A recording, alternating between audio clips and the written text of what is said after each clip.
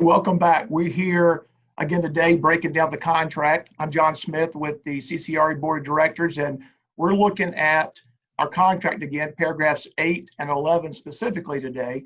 Paragraph 8 talks about the buyer's right to inspect and re-inspect, and paragraph 11 looks at the condition of the property. And we're joined again with Becky Ashby.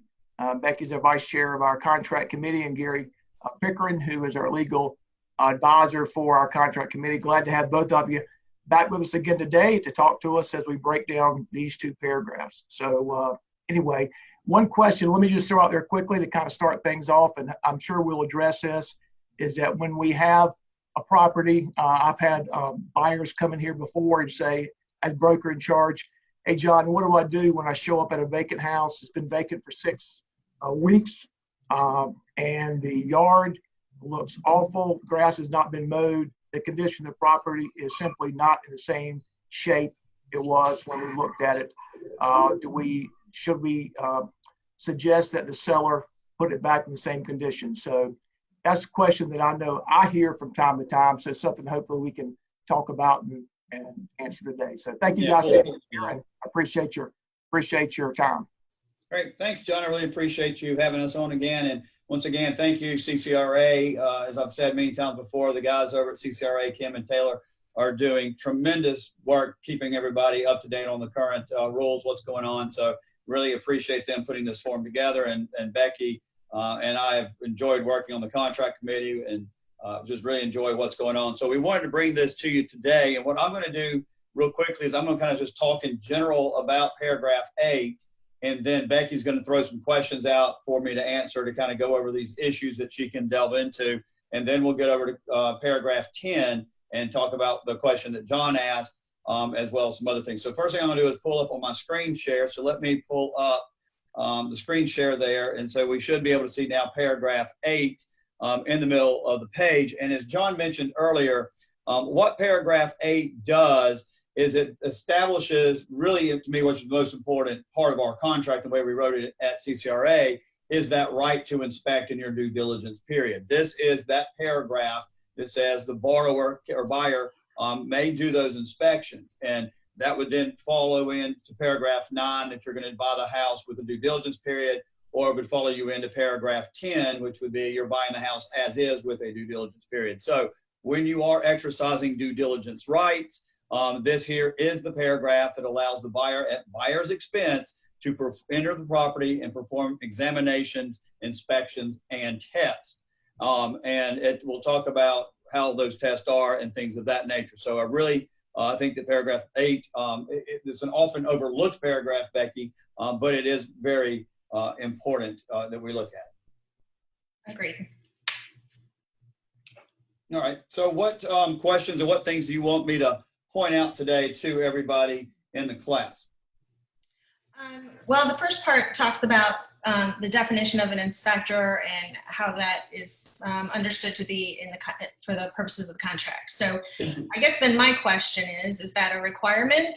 What if the buyer says, well, I have a qualified person who is going to inspect this for me. He's a builder, but he's not an inspector, or he's an inspector in a different state and not licensed here. So what if they are qualified or deemed to be qualified and not an actual inspector? Okay, so what Becky's talking about here in paragraph 8 is that we actually defined what an inspector is. It says a person or company licensed, certified, where required by law, because not everybody has to be certified and licensed. I don't think you necessarily have to have a license to inspect my gutters to see if they're clogged with pine straw. That's not something that needs a license. But in those areas that you do need a license, like foundation issues, termite, heating and air, and things of that nature, that the person is certified, licensed, where required by law, that they do have professional expertise and knowledge in that particular item in which they're looking at. So I'll talk a second about how this phraseology came about. When we sat out on the contract committee, I think Becky is probably back in 2005 or 6 or 7, somewhere around there when we first started talking about this, is there was a genuine concern that when people were having homes inspected and repairs were being asked, that people were going out and perhaps having a friend or Believe it or not, ministers are always people who inspect houses. It's utterly amazing how many people would get their minister to come out and inspect a house with them, or maybe a boyfriend, partner, girlfriend, spouse. And so what we wanted to do on the committee is to make sure that the person doing these types of inspections are actually those people that are qualified. Now, obviously, there are certain things that don't need qualified inspectors. I mentioned earlier, gutters. To look at carpet to see if the carpet's worn or there's pet urine on the carpet probably does not take an expert. But what we're asking for when you are submitting repair requests is that those repair requests comes from a licensed, certified inspector where the law requires in those situations. And that way, when those inspection reports go over to a seller knows that the person who actually says this is an issue actually knows what they're talking about. And it's not coming from somebody who used to work in, worked at a lender's company, and so somehow he knows about foundation work. So that's how we went in and looked at defining inspectors. Okay, that's good answer. Give some good guidance. Some other questions are in regards to the utilities. So some agents will plan ahead and put terms in the contract about how long the utilities are going to stay on. Otherwise, the only real thing we have in the contract is about regarding utilities is that they will be left on for inspections, re-inspections, and final walkthrough. So, well, if the final walkthrough is on the day of closing, great, that includes the day of closing. And I think you would want to assume that there might be a final walkthrough on the day of closing, because that's probably the best way to handle it, to make sure nothing has gone wrong. So, does this allow at all for a seller to have the utilities disconnected before the scheduled close date in the contract? You and I were talking about this a little bit with John before we got on, and it's a weird thing. I started thinking about it right when we went live with our webinar here. I started thinking to myself, you have a duty, which we'll talk about in a few minutes under paragraph 10, as the seller to maintain the house in the same condition. And we're going to get into that in a minute. But being that that's the requirement, I'm not sure why any seller would turn off the utilities until title transfers. It's going to be 100 and something degrees today. We're doing this webinar here in mid-July, and the heat index is over 100. If I turn off my electricity to the house today, it's going to get extremely hot in that house. Any insurance agent will tell you that the problems they have with houses, or when people turn power off in the winter, turn power off in the summer, the heat, the cold causes things to break. They cause issues. And so being that a seller has a duty to maintain the house in the same condition, I don't think it's ever smart for a seller to turn it off. Turn it down to 80 degrees during the summer, put it on 65 or 55 during the winter, at least keep it on. Now, what we're talking about in addition to that is under the contract, the seller does have a duty to have all the utilities on while your client, the buyer, is doing their inspections, first of all. So turning on the utilities means the power and the water. It doesn't mean I'm just going to turn the power off, because during the inspection, the buyer has a right to check plumbing, make sure there's no leaks, make sure water pressure is adequate and things of that nature. Water's not full of rust, maybe make sure it doesn't have chemicals or whatever. But they also have the right during re-inspection too. It's an interesting question you bring up, Becky, because when is re-inspection? Is it they do the repairs and then I inspect a couple of days later and that's it? I think most people believe that final walkthrough is the day before or the day of closing. And so I think the power would have to stay on, the utilities rather, would have to stay on through that final walkthrough, because that's what the what the contract says. It will also allow, buyer will also be allowed to perform a walkthrough prior to closing, confirm the property has been maintained. So that's the final walkthrough, is right prior to closing. So quite frankly, I think the way we intended the contract to be written and the way it is written is the seller needs to keep the power, the water, all the utilities on until title transfers. It just makes good sense for the seller too. One more question then. Is there a limit that a buyer is allowed to have? Is the seller or listing agent able to say, sorry, you already had a walkthrough, you can't have another? Because that's something I've seen also. Yeah, I've never seen that litigated. In a contract, we put certain terms in there to try to get parties to do what they're supposed to do. But we have to also recognize the reality of it is that certain things, if they're not done, aren't going to necessarily result in a lawsuit. So there's a lot of good faith measures in the contract to have people. I think parties just need to be upfront with each other early and say, look, my client's going to want to do a walkthrough after repairs. They're also going to want to do a walkthrough the day before closing or the day of closing for the final walkthrough, and try to hammer those things out early so that there's not an issue, so that everybody's expectations. I do think a seller has a right at some point to say enough's enough. I mean, if your buyer you've already completed repairs, they've already done the re-inspection, everything's fine, and they just want to come out every day the last week to come walk through the house once a day for 7 days, I do think that at some point that gets intrusive. Sure. But unfortunately, I think what we're basically getting at is this is kind of a give and take between the agents with their clients, and they just need to do what's fair. Keeping in mind, if you're a realtor, which everybody probably here is you got also some ethical considerations of fair dealing and good faith under the articles as well. So it's not really a great definitive answer, but that's the best you can really get under the contract. Yeah. And I don't often see problems with that, but it's something that has come up before. And I think generally speaking, everybody works together to respect everyone's schedules and everything like that too for the seller. And I do see it as a big problem with builders. I do know that builders complain a lot of time that people, buyers will go and try to walk through the house like every day before, and a builder hasn't even gotten to the final punch list yet. And the person's walking through Monday and Tuesday and Wednesday and sending more and more and more and more, and the builder is still working on the punch list. So with that, it's a little bit different because remember, we're working here under the CCRA contract, which is really for resale, not for new sale, not for new construction. So in those situations with builders, be sure to look at your contract. Most of those contracts the builders have set out definitively when your client is to do that final walkthrough. Sure. Okay, so I think that just leads us into paragraph 11. All right, let me pull the contract up here. So paragraph 11 is a really good little neat paragraph that I've actually had get me before. It's what paragraph 11 essentially is saying here is that once we complete due diligence, if we have due diligence, and we've agreed upon repairs, or in the situation where we're buying the property, well, actually that doesn't apply, it won't apply here, but when we're buying the property, due diligence, and we have completed the repairs and everybody's agreed upon them, once that's done, the house has to be maintained in that same condition until closing. So the reason this is that the buyer and the seller have entered into a bargain upon terms of which they understand and which they agree. If something major was to happen to the house that changes that changes the component of what we've agreed upon. So for example, it's actually happened to me years ago when I had a house that I sold. Once we agreed upon repairs, that's it. That's the condition the house has to stay in. The house doesn't have to be better than that, but it can't be any worse than that. And in this particular situation, I had a well and the pump went out. And so I had to replace the pump for $1,800 because when we finished the inspection, the pump was working.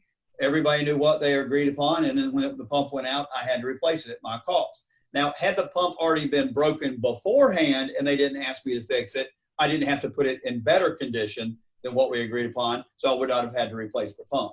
But that's what this is doing here, and this is what a lot of people don't understand, first of all, is that once y'all agree to that final repair addendum and everything's set, that house has got to stay in the same condition. So if HVAC goes out, termite issue comes up, things of that nature, those have got to be repaired. Now, the second issue that I constantly see here is that when you do an inspection and something is missed, and they do a repair addendum that doesn't have that item on it, and then in re-inspection, they come up and find this item. Well, if that item was missed, that's not going to be the seller's responsibility to fix. That's going to be between you and your inspection company. Unless perhaps it was hidden by furniture, fixtures, or window treatments. Yes, and I've had to deal with that case on numerous issues. That's a very good point, Becky. She always comes up with these things. The very last sentence here of that provision, it says, anything that would adversely affect the value when conditions are hidden by furniture, fixture, window treatments, and so forth. So a listing agent might want to sit down with the seller beforehand and say, hey, have y'all moved the furniture in here? Have you looked at it? Do we have anything hidden here that we need to make sure we disclose? Because what happens in these situations, and let's talk again, difference between legalities and realities, is that when your seller moves out and they pull up the couch and they take the couch out and the floorboards are missing under the couch or whatever, something crazy like that, who are they going to call? They're going to call you, and then hopefully your seller is still in town and hasn't moved to Boise, Idaho. And now all of a sudden you got a mess on your hand. You're trying to get somebody who's not even in town anymore to deal with this, and now everybody wants you to fix it instead of them fixing it. So it's not a bad idea to ask the seller. It might be even, I don't know how far you want to push it, but might even say, hey, why don't we look under the couch, make sure everything looks good real quick, just tilt it back and make sure there's something we haven't forgotten about. So yes, that's a big issue that we do see, is things hidden. Now, the other thing about the condition of properties, which is somewhat in this paragraph and in other paragraphs, is about the duty to maintain. Because you see here it says, including limited to lawn, shrubbery, grounds, things of that nature. Have you seen issues with that, yards and shrubberies? Actually, yeah, usually in that last week before closing, the seller's busy. They didn't get to mowing the lawn. They didn't hire someone to mow the lawn. And it was not, the least of all the things, the least Right. important thing of everything going on. So sometimes that can be, maybe the buyer isn't bothered by it. Maybe the buyer is. They don't have a lawnmower. They're going to be out of town. The HOA is going to come down on them. And that's usually just something that the agents, they work amongst themselves, for their clients or through each other to have a resolution for their clients. And so who winds up paying that? It happens, And who winds up paying that sometimes?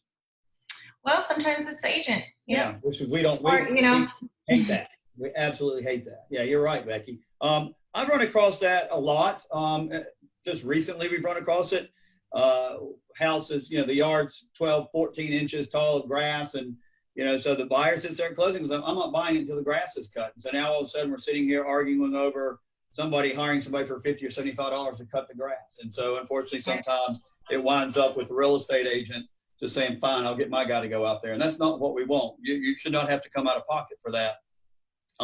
Perhaps that's one of those things y'all can try to remind your sellers do that. I always really do appreciate, I've had some, sellers, and it usually, I don't know whether it's a generational thing, but it seems a lot more of our senior citizens, when they come to closing, they've gotten out there the morning of and cleaned, cut the grass and edged it and blown off the yard and everything. So I have seen that, and it does make the transaction go a whole lot easier. One thing that agents might want to offer is, if y'all do work with a lawn service company, is to tell the seller up front, say, hey, look, I know the day you move is going to be hectic. I have this lawn service company here. If you'd like me to, I can get him out there scheduled to come out there to cut your yard the day before, so you don't have to worry about it, and this is what his fee is. If it's a big, $400,000 closing, maybe that's something that you offer them as a, something you cover. So there's some ways you can cover that, but absolutely I've seen that. And the last thing I'll say on that, Becky, is I did one time, I got hired in a case to be served as a witness expert witness, where it was $1 million, multi-million-dollar house up in the Tega Cay area. And the house was I think it was some type of reload or something of that nature. And the property sat vacant after the person signed the contract. It was a good 90 days later before they actually closed on it, or for some reason. And they didn't touch anything for 90 days. And it wound up being almost $30,000 worth of claims. I mean, the shrubs had to get redone. The pine straw was all basically washed out. And so it's not something they just should have neglected. Right. So now the exception is, like it says at the beginning. So if you go under an as-is contract, that's saying, hey, as is, and the seller doesn't have to continue to maintain the property in any way for repairs. Yeah, as is, because remember, you're buying the property with all its warts, and so it is what it is at that point. And some people don't catch that. So if you're buying an as is and the air conditioner goes out, it's still as is. Now that would be different than if the seller does something to harm the property. The seller obviously couldn't do anything detrimental to the property. The purpose of as is, in a lot of cases, are the person's planning on renovating the house anyway and just ripping it down or ripping it up, or the house is in such good condition already that they weren't really worried about the condition. But yes, except as is, in paragraph 10. Good point. And so then one last thing to point out is a lot of houses, maybe if they're already vacant, when you go under contract for it, the lawn may be in total disrepair. And you're not buying it as is, but according to this, you can assume that it's okay for it to stay that way unless you contracted otherwise, right? So if the yard looked terrible when you went under contract, if you didn't stipulate otherwise, then you're getting that yard just like it looks. If they got an overgrown flower beds and the bushes aren't trimmed and things of that nature, absolutely. I think most people expect the grass to be cut, but if you go up to a house and the house is vacant and the grass is already a foot tall and things of that nature, you can't expect the yard to be put back in any type of shape because it's basically being kept in the same condition it was at that time. But if you want it to be, then you have to write it in the remarks Absolutely. section, right? Absolutely. Great point. All right. Well, I think we spent a lot of time on those 2 paragraphs. A lot of good information. Thank you, Gary. And yeah, John's he lost his laptop charge, I think. Okay. Well, Becky, I appreciate you having me again today, and I look forward to doing this again with you on the next revision. Me too. Thanks, Gary.